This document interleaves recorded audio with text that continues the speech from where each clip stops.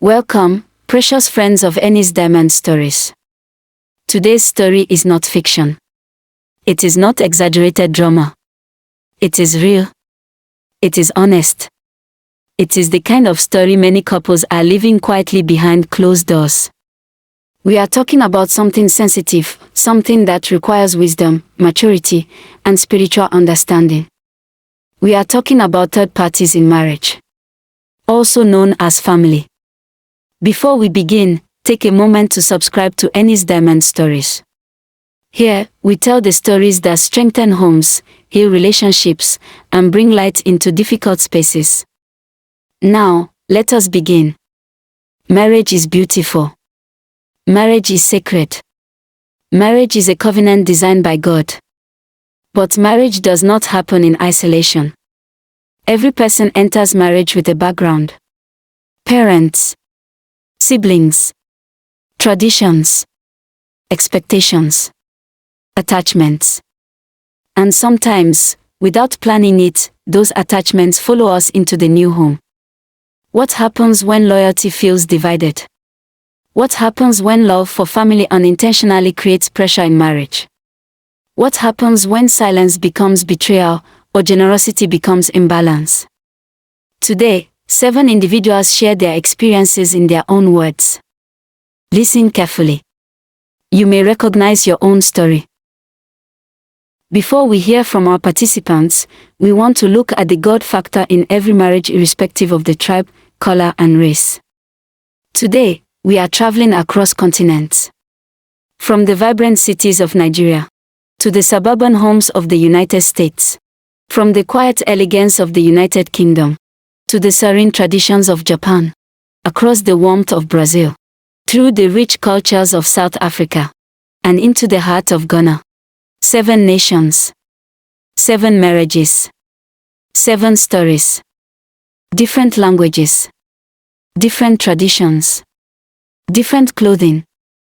Different food. Different family structures. But one truth. Human beings are the same everywhere. No matter the tribe. No matter the color of the skin. No matter the country stamped on the passport. A wife's heart desires security in Nigeria the same way it does in Japan. A husband struggles with divided loyalty in Ghana just as he might in the United States. A mother's influence in Brazil can shape a marriage the same way it can in South Africa. Because beneath culture, beneath tradition, beneath nationality, there is something deeper. There is the human heart. And the human heart longs for love, respect, protection, unity, and peace. But beyond even that, there is something greater. There is the God factor. Marriage was not invented by culture. It was not designed by government. It was not created by society. Marriage was ordained by God. Michael from Brazil. Nomsa from South Africa. Okojoa from Ghana. They may speak with different accents. They may dress differently. They may greet differently. But their struggles echo one another. And so do their victories. Because wherever 2 people enter covenant, the same spiritual laws apply. Human beings are the same everywhere. We all want to feel chosen. We all want to feel protected. We all want to feel respected. We all want to feel prioritized. And when marriage forgets God's order, confusion enters quietly, regardless of the continent. But when marriage honors God's design, healing becomes possible, regardless of the culture. Tonight, as you listen to these global testimonies, do not focus on the country. Focus on the principles. Because whether you are watching from Africa, America, Europe, Asia, or anywhere in between, this truth remains constant. Marriage thrives where God is honored first. And unity is strongest when covenant is protected above every other loyalty. Now, let us journey into these 7 homes. And discover what happens when love learns to guard its boundaries. I'm Margaret from the United States. After 32 years of marriage, I discovered that privacy is not secrecy, it is protection. When my marriage became public. In my case, the third party was not my in-laws. It was my own family. I was very close to my sisters. We shared everything growing up. So when I got married and disagreements happened, I did what felt natural. I called them. I explained every misunderstanding, every frustration, every emotional moment. They supported me. They validated me. They analyzed my husband's behavior. I thought I was simply seeking comfort. But slowly, my husband began to feel exposed. He sensed that our private life was being discussed outside. One day, he expressed how uncomfortable he felt knowing our disagreements were no longer ours alone. That realization humbled me. I had unintentionally invited third parties into sacred space. I began to change. I learned to sit with my emotions instead of outsourcing them. I learned to confront issues directly and respectfully. I stopped seeking validation from outsiders. It was not easy. But as I protected our privacy, something beautiful happened. Trust deepened. Intimacy grew. Safety returned. I now understand that not all interference is forced. Sometimes it is allowed. I am David from Japan. 45 years of marriage have shown me that quiet strength often speaks louder than loud control. When I carried too much, I believed a responsible man must support everyone. After marriage, I continued sending money to extended relatives without consulting my wife. I saw it as duty, but I failed to see the pressure it placed on my home. Bills became tighter. Savings became inconsistent. My wife felt excluded from decisions affecting our future. One day, I realized I had confused generosity with wisdom. Supporting extended family is honorable, but not at the expense of stability. We began having monthly financial discussions. We agreed on what we could give without harming our household. Peace returned. I still support relatives, but now my wife is involved in every decision. I learned that provision begins at home. My name is Grace from Nigeria. I have been married for 38 years, and I have learned that in marriage, love must be strong, but boundaries must be stronger. When I felt like a guest in my own home. When I got married, I was excited. I truly believed love would smooth every rough edge. But a few months into my marriage, I began to feel something I never expected. I did not feel like the woman of my home. My mother-in-law was not unkind. She was involved. Very involved. She corrected how I cooked. She adjusted how I arranged things. She had opinions about how I spoke to my husband and how I planned my day. At first, I tried to be patient. I told myself she meant well. I kept quiet because I did not want to appear disrespectful. But silence slowly turned into sadness. What hurt me the most was not her involvement. It was my husband's silence. He loved peace. He did not want tension between me and his mother. So he stayed neutral. But neutrality felt like abandonment. There were nights I cried quietly because I felt like a visitor in my own home. One evening, I finally gathered courage and told him how lonely I felt.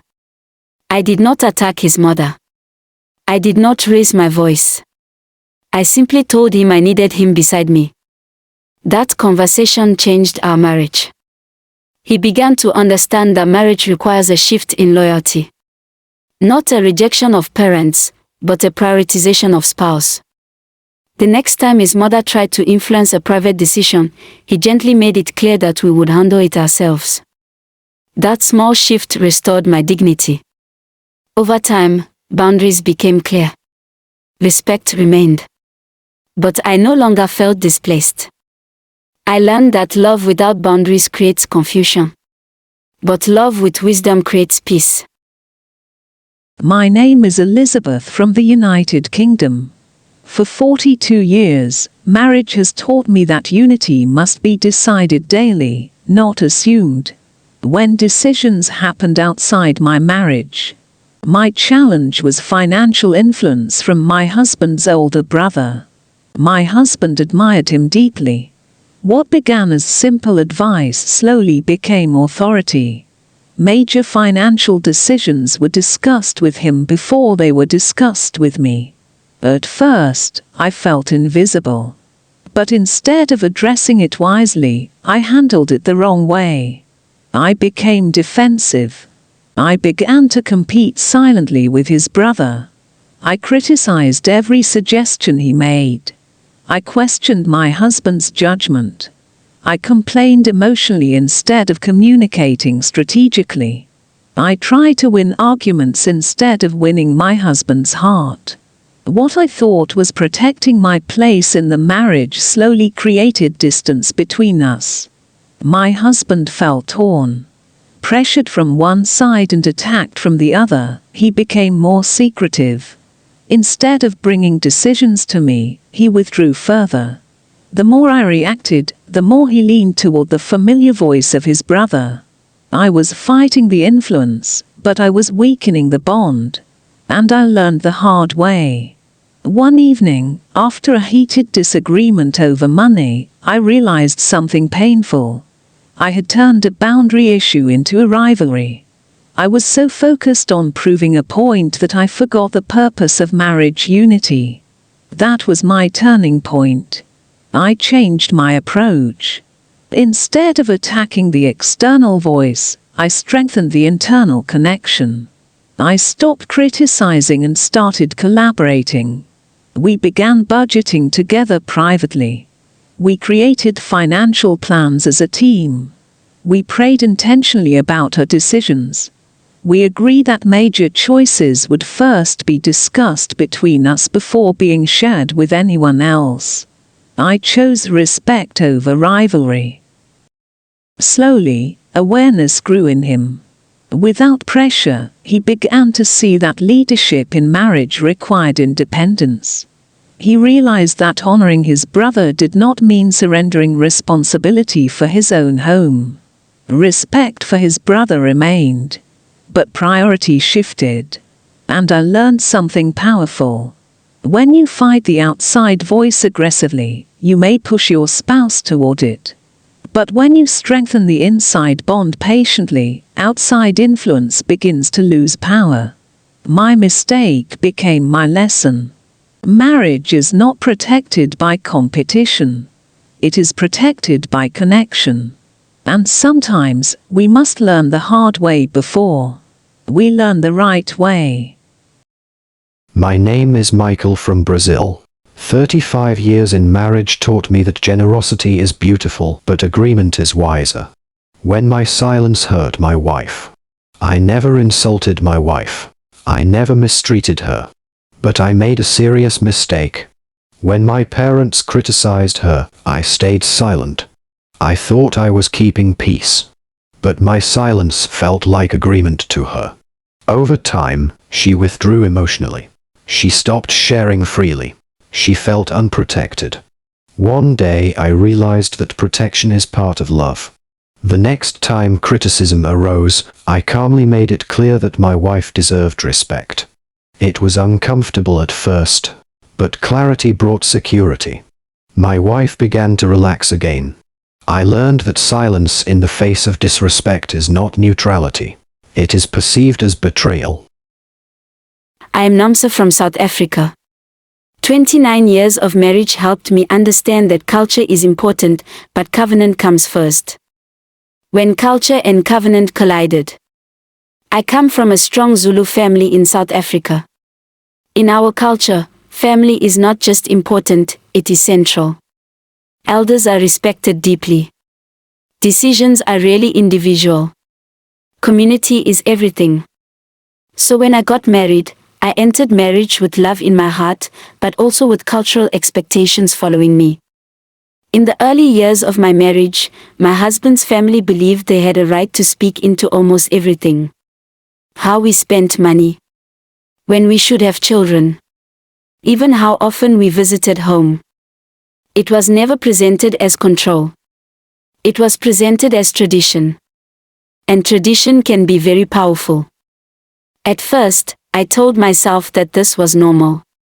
I tried to adjust. I tried to prove that I was respectful. I tried to avoid appearing rebellious. But inside, I felt suffocated.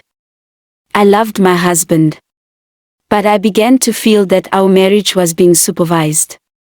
Family meetings were held about decisions that belonged to us. Advice became instruction. Expectations became pressure. I started to feel invisible in decisions about my own life. The turning point came when I realized something important: honoring culture does not mean surrendering covenant. My husband and I had a long, honest conversation. We both acknowledged that we respected our families deeply. But we also acknowledged that we had created a new family. We began setting gentle boundaries. We informed instead of seeking permission. We listened respectfully but decided privately. We reduced the number of voices involved in sensitive matters. There was tension at first. Some relatives felt excluded. Some misunderstood our intentions. But slowly, balance was restored. I learned that culture should enrich marriage, not control it. Today, I still respect my elders. I still participate in family gatherings. But my husband and I are united first. And that unity has brought peace. My name is Akosua from Ghana. After 27 years of marriage, I learned that not every emotion deserves an audience. My mother loved me too much. I grew up in Accra, Ghana, in a home where family loyalty was everything. My mother was my closest confidant. She protected me, guided me, and shaped my values. When I married, I assumed nothing would change between us. But marriage changes everything. In the first year of my marriage, I found myself calling my mother often, especially when I was frustrated. I shared small disagreements. I described misunderstandings. I explained my disappointments. She loved me. She defended me. She sometimes criticized my husband without knowing the full story. At first I felt comforted. But gradually something shifted. My mother began treating my husband differently. There was distance in her tone, subtle tension in her interactions with him. He began noticing it. He did not complain loudly, but I could sense the discomfort. One day, I realized something painful. I had created an invisible triangle in my marriage. Every time I reported my frustrations, I shaped my mother's perception of my husband, and those perceptions lingered longer than the conflict itself. I had unintentionally allowed love to become interference. That realization humbled me deeply. I did not stop loving my mother. I did not cut communication, but I became wiser. I stopped reporting every disagreement. I protected my husband's image in conversations. I resolved issues directly at home before discussing them outside. Over time, the atmosphere improved. My mother's warmth returned toward my husband. My husband felt safer. Our home felt more secure. I learned that love must be managed with wisdom. Not every emotion needs an audience. Not every frustration needs an external ear. Today, I still honor my mother, but my marriage comes first. And that order has preserved both relationships. A special appreciation before we continue. Before we move into the guiding principles from these testimonies, I want to pause and sincerely appreciate you. To everyone who has stayed with us from the beginning of this story. To those who listened carefully to each voice. To those who reflected quietly as each marriage unfolded. Thank you. Your presence here means you value growth. It means you care about doing marriage intentionally. It means you are willing to confront uncomfortable truths for the sake of peace. And that alone is powerful. Now, let us move into the marriage principles to reflect on the truths that rise from these 7 global stories. Marriage principles to reflect on. Marriage requires a loyalty shift. When 2 people marry, they form a new primary unit. This does not mean rejecting parents or siblings. It means protecting the covenant first. Boundaries are not disrespect. They are clarity. They define roles and prevent confusion. Emotional oversharing invites interference. Privacy strengthens intimacy. The more sacred a space is, the more carefully it must be guarded. Unity weakens outside control. When spouses stand together, external influence naturally reduces. Financial transparency protects trust. Decisions that affect the household must involve both partners. Silence can wound deeply. Protection is not aggression, it is reassurance. Above all, strengthening your spouse strengthens your marriage. Family is a blessing. But marriage is a covenant. When doors are left open without wisdom, tension enters quietly.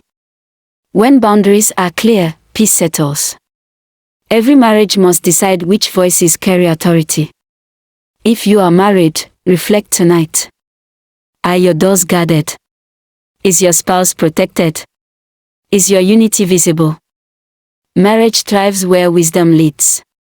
If this story resonated with you, if you saw yourself in these testimonies, if you believe marriages can be restored and strengthened, subscribe to Enny's Diamond Stories. Here, we tell real stories. We confront difficult truths. And we build stronger homes, one principle at a time. Until next time, protect your covenant.